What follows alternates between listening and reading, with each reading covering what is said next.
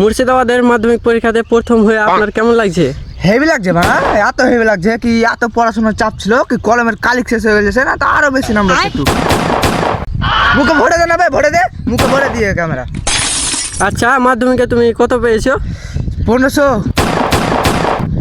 700-র পরীক্ষা আর তুমি 1500 কিভাবে পেলে? না যারা 100 পেতো ওরা 20-30 করে মানে ওগুলা নাম্বার গেলে আমাকে দিয়ে দেয়, যে সেই জন্য 1500 হয়ে গেছে। হ্যাঁ 1500 হয়ে যায়।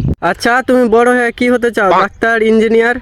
আমার বাপ দাদা সবাই রাজমিস্ত্রি, আমি রাজমিস্ত্রি হবো, রাজমিস্ত্রি হবো কি মুর্শিদাবাদটাকে ব্র্যান্ড করে তুলবো। তোকে কে রিপোর্টার বানাল যাবে ক্যামেরা মুখে ভরে দিয়ে? আচ্ছা, তুমি তাহলে এক্সামের আগে অনেক পড়াশোনা করেছো? পড়াশোনা করে মানে লাইন থাকতো না, কারেন্ট থাকতো না, বিড়ি জ্বলিয়ে পড়াশোনা করে এত পড়াশোনার চাপ ছিল। তুই ক্যামেরাম্যান কে বানাল যাবে বারে বারে মুখে ভরে দিয়ে? জানিস তুই ভাই মুর্শিদাবাদের 1 নম্বর এই।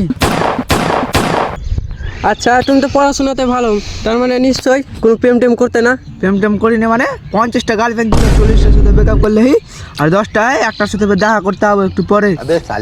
দাঁড়াও দাঁড়াও দাঁড়াও, আমার গার্লফ্রেন্ড ফোন করে। Hello baby. হ্যাঁ কি বললে? এখনই যাবো? হ্যাঁ আমি এখন ইন্টারভিউ দিই, এখন যাওয়া হবে না। কি বাড়িতে কেউ নেই? ঠিক আছে আমি আসছি।